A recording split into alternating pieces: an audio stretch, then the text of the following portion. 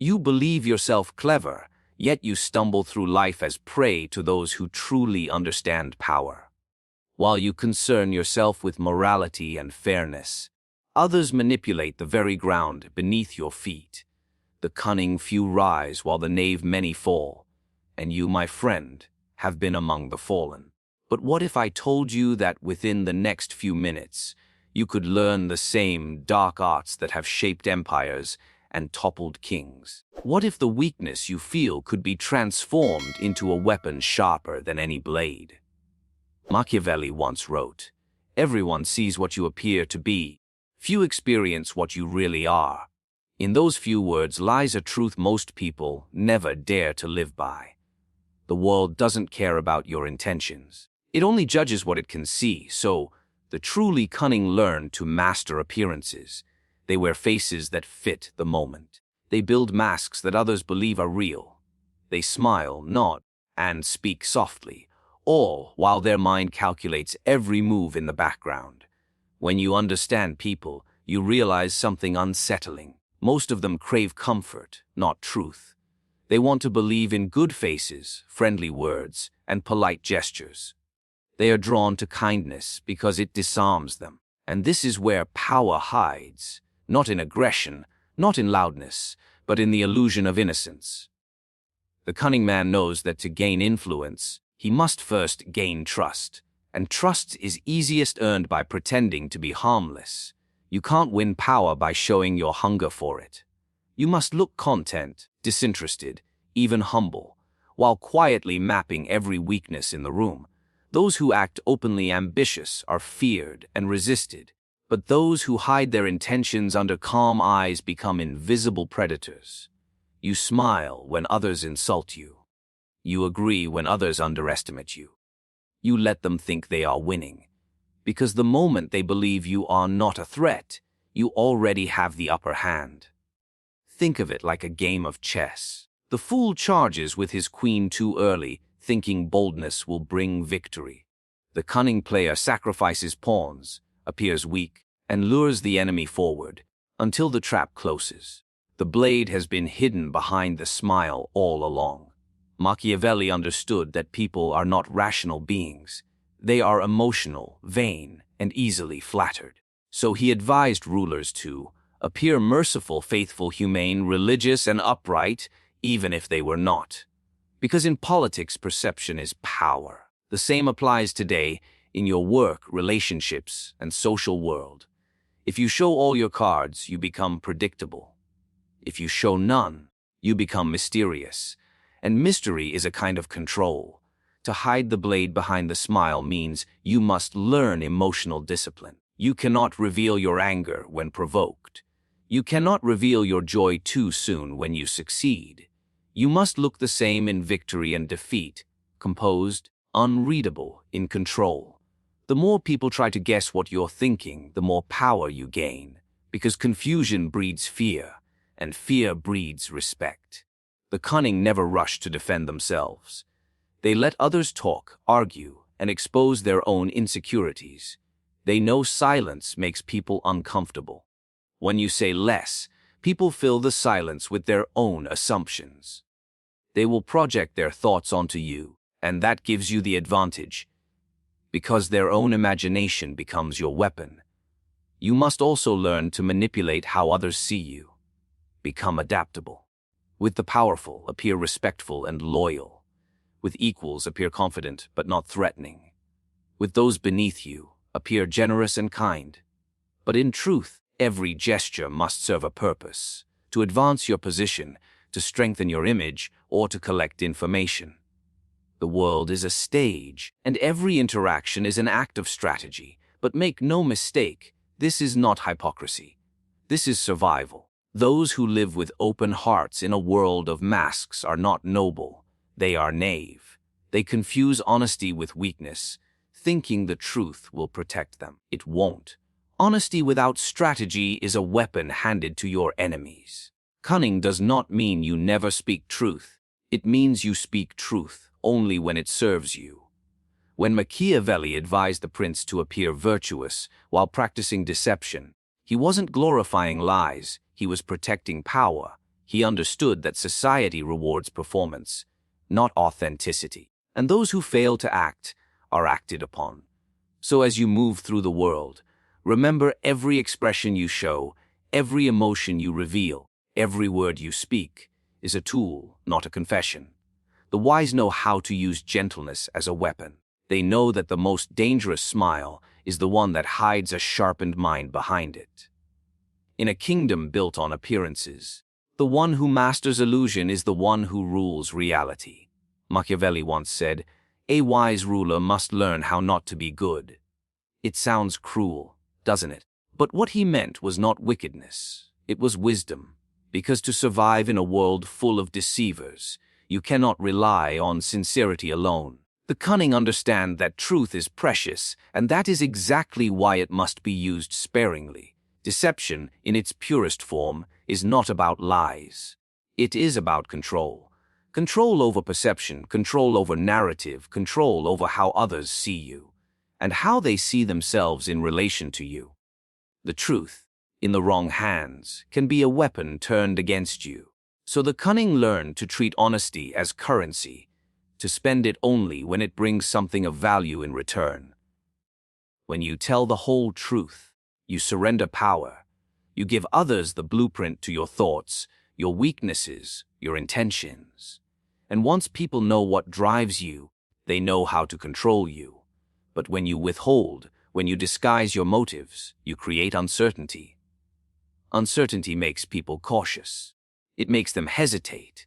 And hesitation is the beginning of your advantage. Machiavelli observed that a ruler who is too honest will be destroyed by those who are not.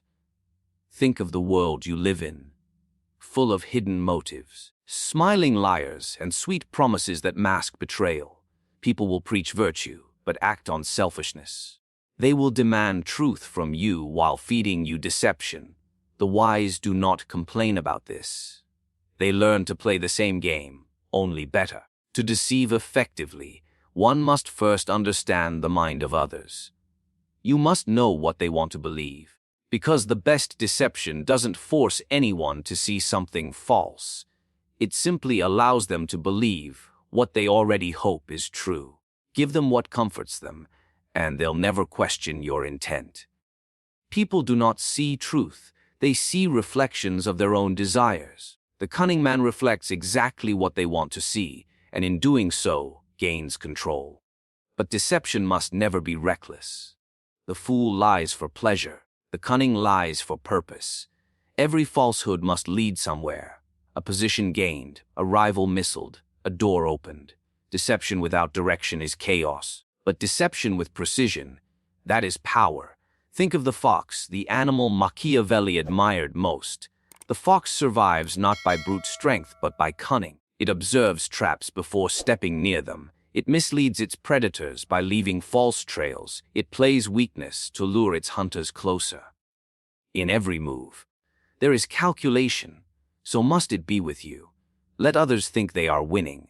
Let them feel secure in their illusion of control, while you quietly shape their choices without them realizing it. Deception also means mastering the art of omission.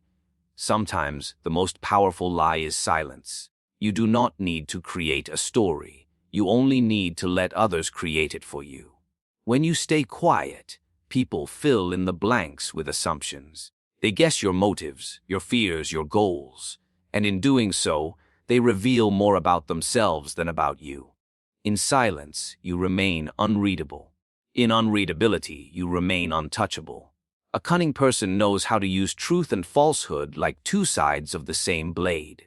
Sometimes, you speak the truth not to reveal, but to disarm.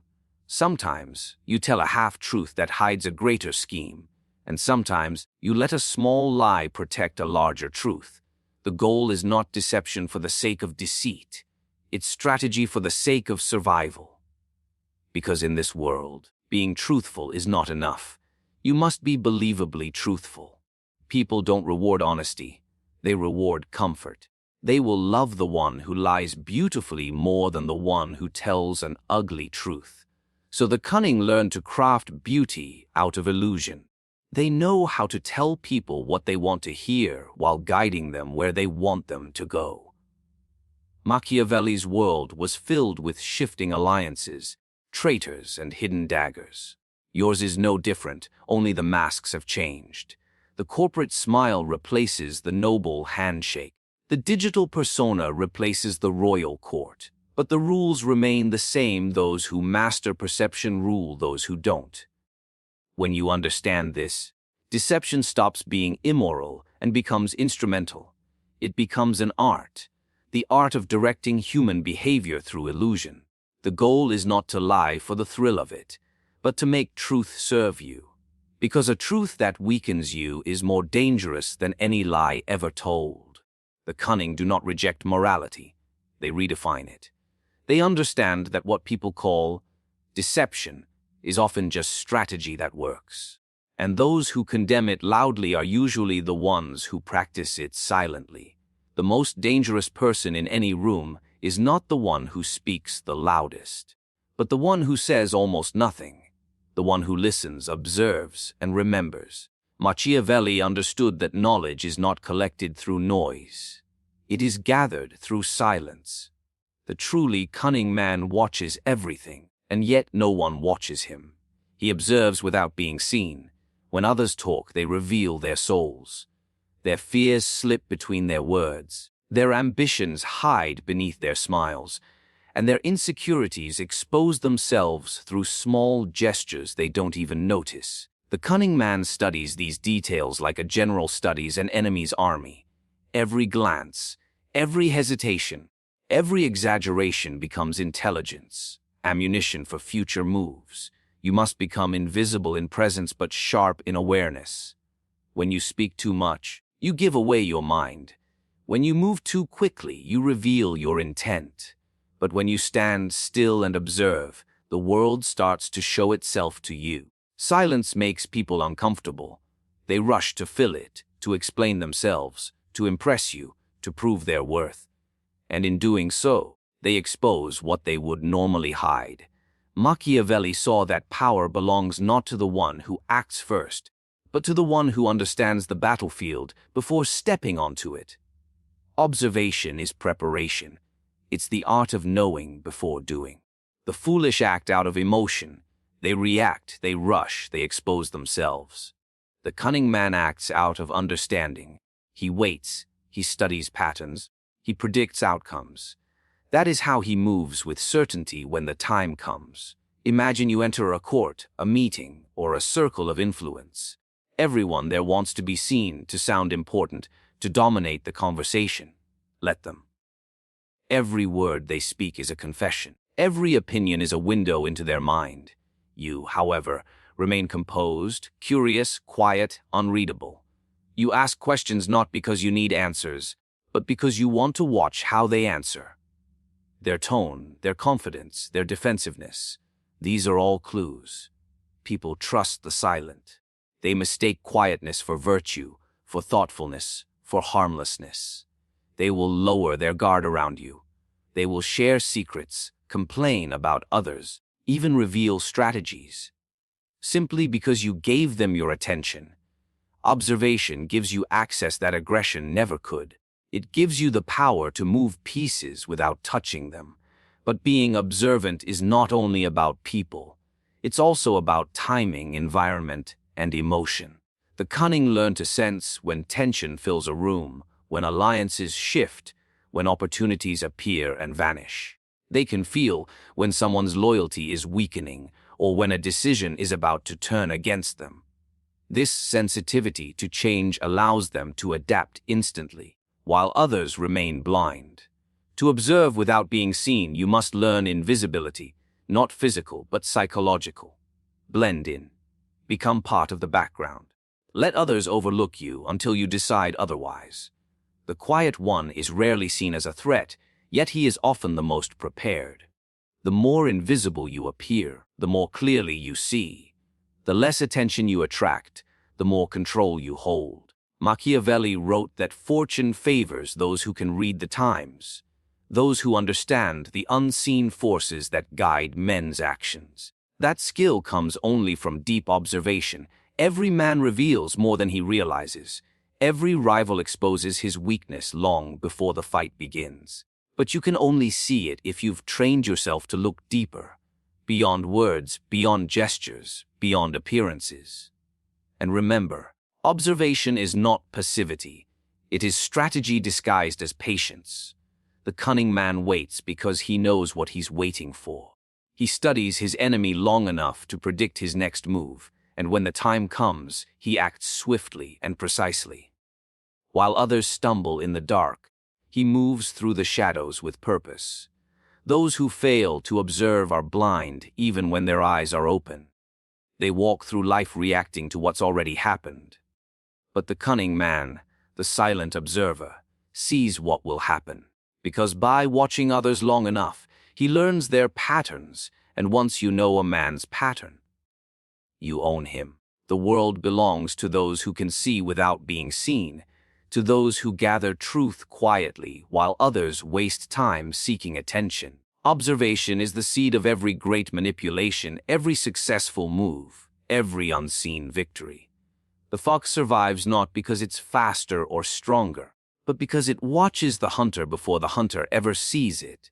Power does not belong to the loud, the angry, or the emotional. It belongs to those who master themselves first. Machiavelli understood that before you can control anyone, you must first control your own impulses. Emotion is the enemy of strategy, and those who cannot command their emotions will always be commanded by someone who can.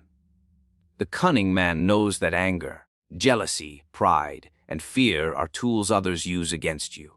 The moment you lose control, you become predictable.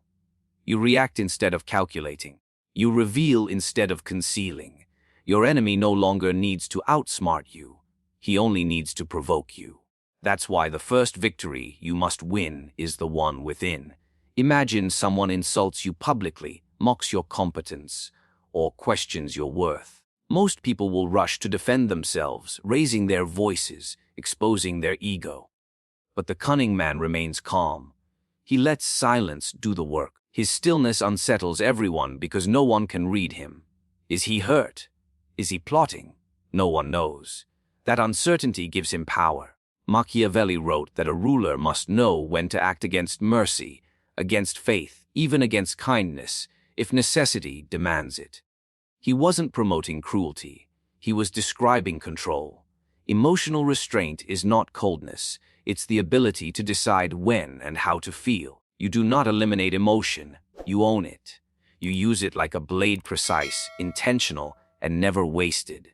In every situation, emotion is the first battlefield.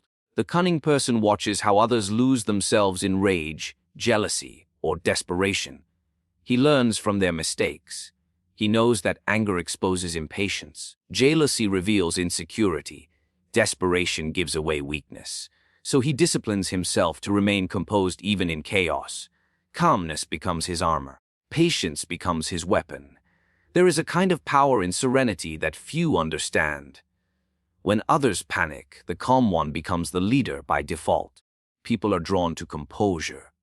They confuse it with wisdom. They trust the person who seems untouched by emotion, even if that person is silently manipulating the situation. Control over emotion creates the illusion of superiority. An illusion, as Machiavelli knew, is often more valuable than reality. Think of power like a game of chess. Every emotional reaction is a misplaced piece. Every outburst a move your opponent didn't even need to earn. But when you stay still, watchful, measured, you see the entire board. You see what others miss because they're blinded by feeling. And when they finally make their emotional mistake, you move swiftly and win without ever appearing aggressive. Machiavelli admired leaders who could show one face while feeling another. The cunning ruler could weep at funerals without grief, smile at rivals without trust, and promise loyalty without meaning it. Not because he lacked feeling, but because he controlled when to show it. You must do the same. Learn to act with emotion when it benefits you and conceal it when it doesn't. This kind of control is not natural. It must be trained. You must teach yourself to pause before reacting, to analyze before speaking, to think before defending. The more you observe your emotions, the less power they have over you. In time, you'll see that most conflicts are invitations. Invitations to lose your composure, to expose your pride, to show your weakness. Decline every invitation. Let others rage while you calculate. A calm mind sees opportunity in the chaos that destroys others. While they are busy arguing, you are already positioning yourself. While they are burning bridges in anger, you are building alliances in silence. While they are wasting energy proving themselves, you are conserving energy to win. Emotional restraint is not suppression. It is transformation. You take anger and turn it into patience. You take fear and turn it into awareness. You take pride and turn it into strategy. You are not empty, you are efficient. And that efficiency makes you dangerous. When people cannot read your emotions, they begin to imagine them. They overthink your silence, misinterpret your calm, and fear your motives. They start reacting to what they think you feel rather than what you actually do. And that's when you gain full control, when others lose their emotional balance while trying to guess yours. In a world that rewards those who shout, you must master the power of stillness, the one who controls his face, his tone, his reactions, his eyes, controls the entire conversation without uttering a word. Machiavelli would have said it simply to rule others. You must first rule yourself. There is one virtue that separates the impulsive from the powerful: timing. The cunning understand that knowing when to act is more valuable than knowing what to do. Machiavelli compared opportunity to a woman, unpredictable, forceful, and quick to flee from those who hesitate. But even boldness must be guided by patience. To strike too soon is to lose before the battle begins. To strike too late is to find the throne already taken. The cunning man learns to strike only when the moment is ripe. In life, most people act out of emotion. They rush to prove themselves, to defend their pride, to seize whatever they can reach. But in their haste, they reveal their impatience. They expose their intentions, their fears, their lack of control. The cunning do the opposite. They wait in silence, like a predator in the tall grass.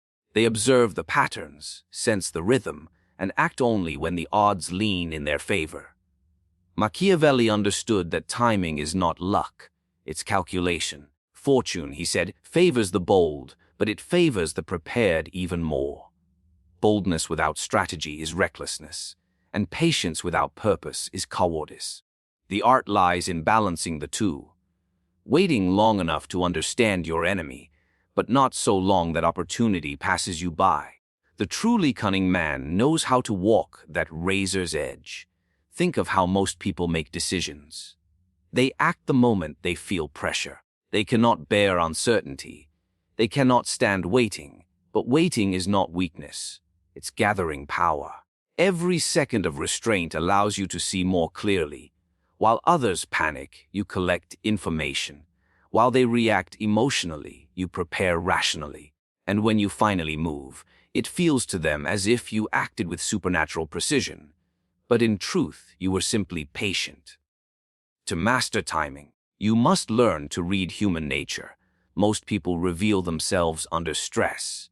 They act before thinking, speak before calculating, and commit before observing.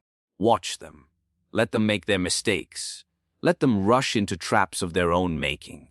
There is no need to stop them. Simply wait until they are weak, tired, or overconfident. Then strike with quiet decisiveness.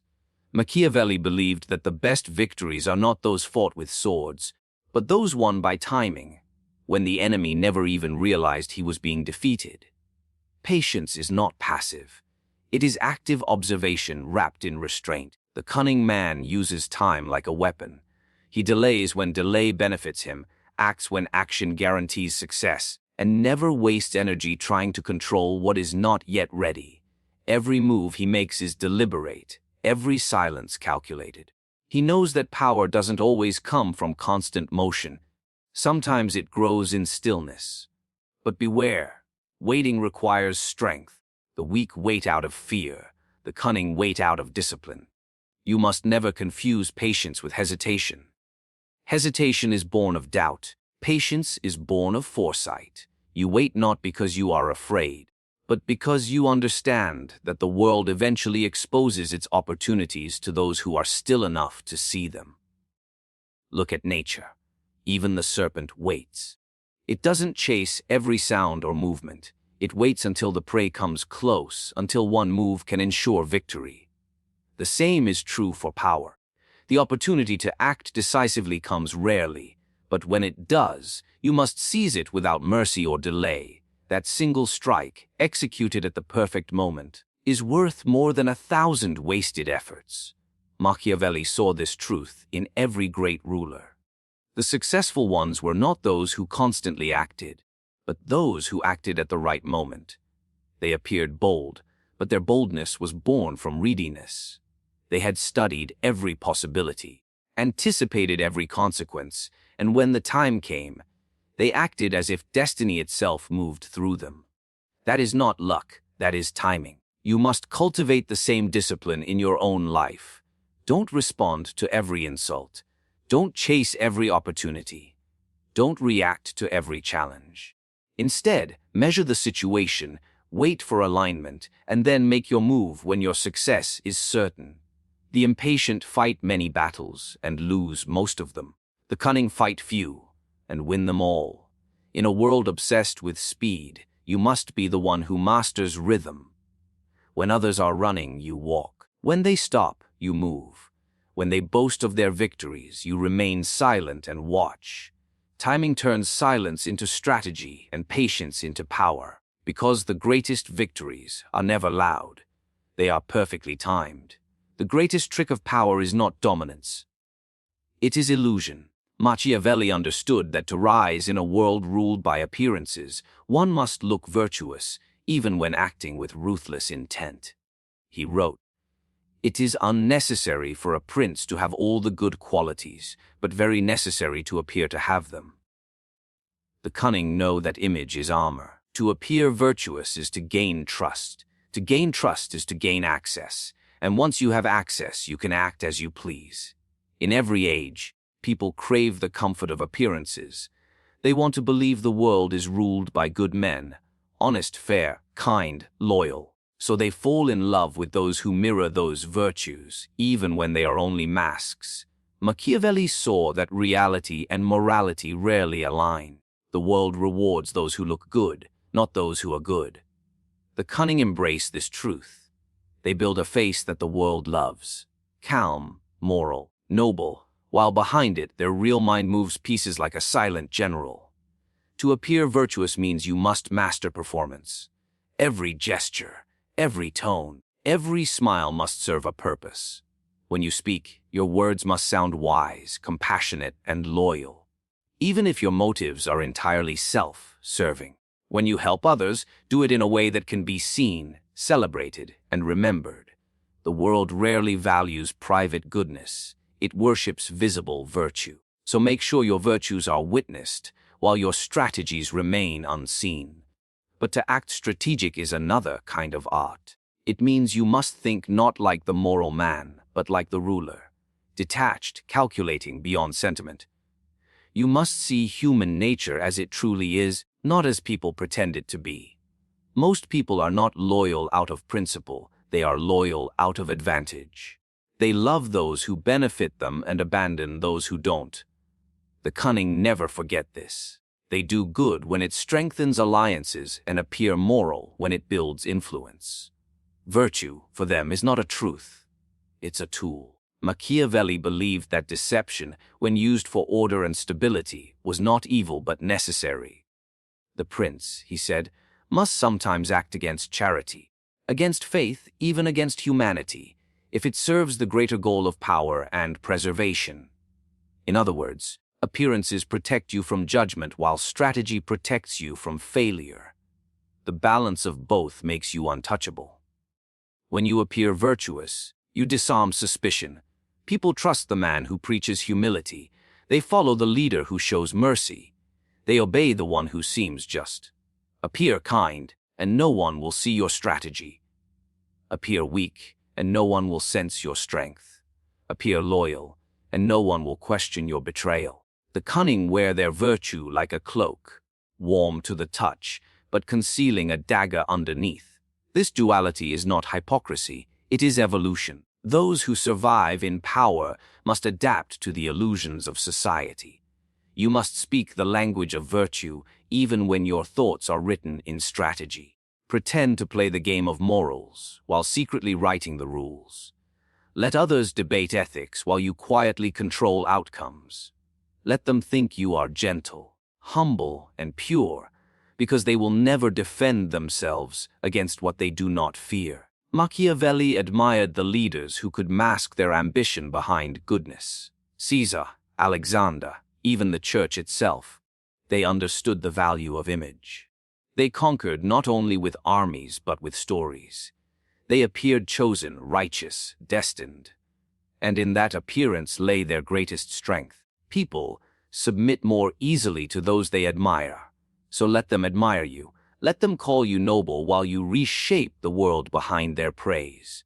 But this requires emotional precision. You must know how to read people's expectations, what they want to see, what they long to believe, and then give them exactly that.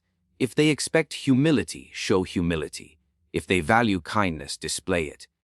But deep down, never forget your true purpose. Every act of virtue must point toward a strategic end. Every gesture of generosity must plant a seed of influence. You are not being kind. You are building loyalty. You are not being humble. You are reducing threat. The cunning live in two worlds, the outer world of performance and the inner world of intent. The outer world is for the eyes of men. The inner world is for the pursuit of power. Those who confuse the two become victims of their own sincerity. But those who separate them rule both perception and reality. Machiavelli saw that men are simple creatures. They believe what they see. So control what they see, and you control what they believe. To appear virtuous while acting strategic is not deceit.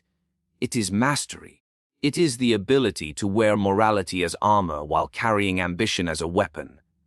You don't need to be a saint to rule the world. You only need to look like one. And once the world believes in your virtue, your strategy becomes invisible.